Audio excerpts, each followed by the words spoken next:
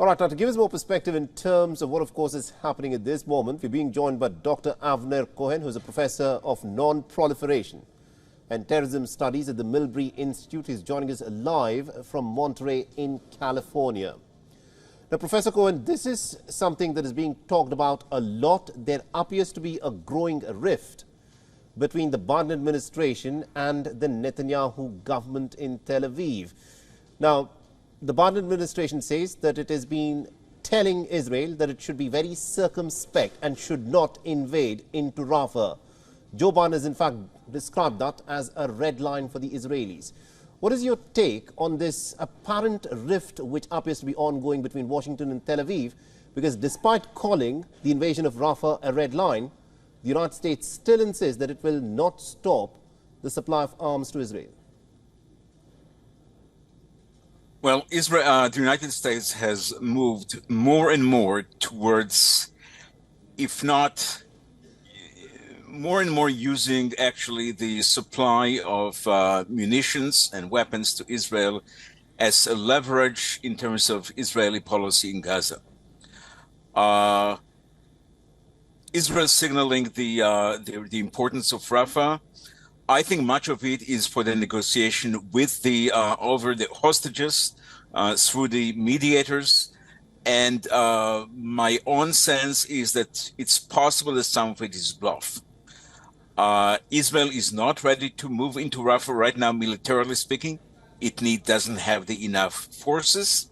Actually, it does not working to bring those forces. And it is very unlikely it will happen during the Ramadan. So much of it is about the credibility of the Netanyahus and about indeed the relationship between Israel and the United States.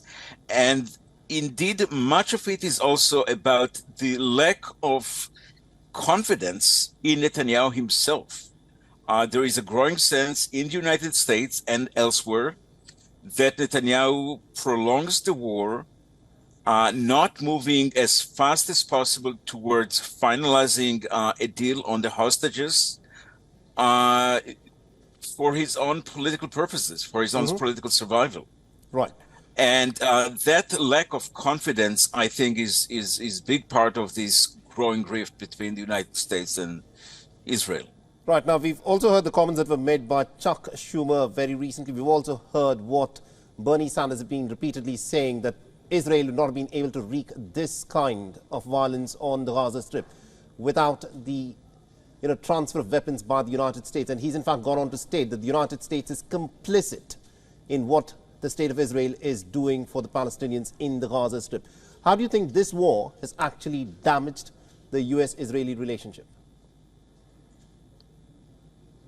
Well, the last few weeks has damaged quite significantly.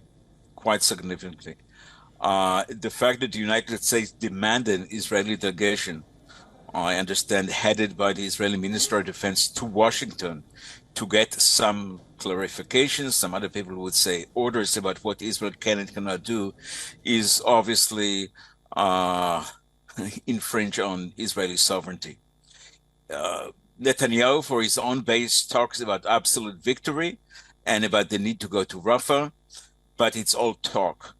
I believe that under the current circumstances, Israel is looking for a way to reach some kind of understanding about very limited operation in the Rafah area without moving a significant amount of refugees. Essentially, the United States signal to Israel it would be unacceptable. Right. And Israel is very much dependent on American weapons, no doubt. Absolutely. Thank you very much indeed, Dr. Avner Cohen, for joining us and getting us that perspective there. For all the latest news, download the WION app and subscribe to our YouTube channel.